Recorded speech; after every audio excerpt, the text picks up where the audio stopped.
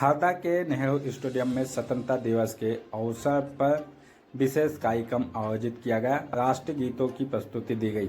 हरदा आज 14 अगस्त को सुबह 7 बजे मिली जानकारी के अनुसार हरदा के नेहरू स्टेडियम में स्वतंत्रता दिवस के अवसर पर कार्यक्रम आयोजित किया गया, जिसमें राष्ट्रीय गीतों की प्रस्तुति दी गई। आपको बता दूं कि स्वतंत्रता दिवस 15 अगस्त को मनाया जाएगा। इसी को लेकर अलग अलग कार्यक्रम हरदा जिला मुख्यालय पर किया जा रहा है। वहीं हरदा के अलग अलग विभागों के द्वारा कार्यक्रम आयोजित किए जा रहे हैं। हरदा के महिला बाल विकास के द्वारा हरदा के नेहरू स्टेडियम में राष्ट्रीय गीतों को लेकर एक कार्यक्रम आयोजित किया गया, जिसमें हरदा के जनप्रतिनिधि एवं हरदा के गायक कलाकार भी शामिल हुए और स्वतंत्रता दिवस के अवसर पर राष्ट्रीय गीतों की ये भजन एवं गीतों की संध्या का कार्यक्रम आयोजित किया गया, जिसमें हरदा के लोकल एवं स्थानीय कार्यकर्ता बड़ी संख्या में शामिल हुए।